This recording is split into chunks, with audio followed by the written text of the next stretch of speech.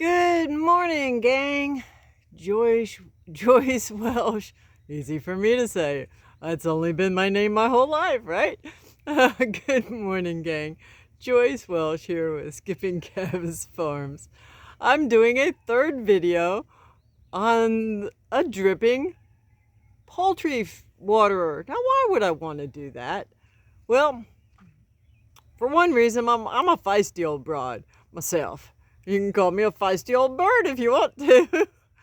But over the last couple of years, gang, if we've not learned anything else, one of the things that we've learned is sometimes you just can't throw something away and go out and replace it.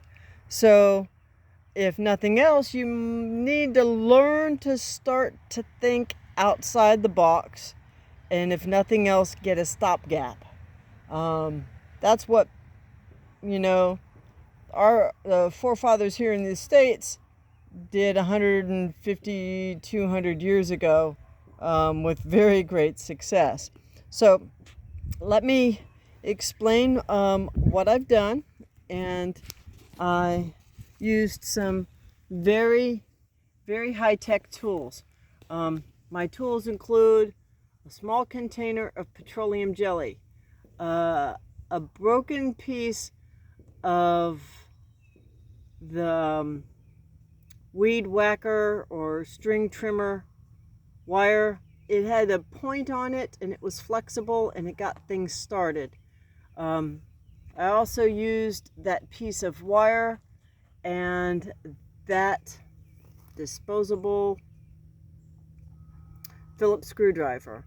And then I had some old cardboard that was just out here and separating. So I took the inside piece of that cardboard and rolled it up. The idea was to make kind of an old-fashioned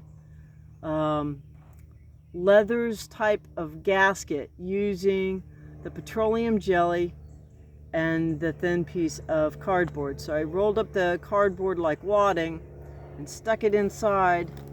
Now, if you can see here, I had previously filled this gap with petroleum jelly and kind of packed it in with my fingers, and then I rolled up the cardboard and packed that down in there as best I could. And I did the same thing on the other side. The idea is the cardboard will keep the petroleum jelly from leaking out, and the petroleum jelly will keep the cardboard from falling out, and they'll work like a packing, like a grease seal. Only I didn't want grease in contact with the water with my birds. So how is that working? Well, let's take a look. Before, we had a leak every second. I've not moved that waterer. And now it's not leaking enough to even keep that edge wet. So if nothing else, it'll be a good stopgap. And if, lifting it up by the handle over time becomes a problem and there's air that's getting back in, then I can always go in on the inside and put some of that metal aluminum duct taping where that plastic was, and that should resolve the issue. I just would rather not have the aluminum in there, but it doesn't come in direct contact with the water, so it shouldn't create any kind of a toxic situation. But there we go, gang. Looks like we've got a temporary solution for our dripping chicken waterer. So there you have it. Another $50 saved.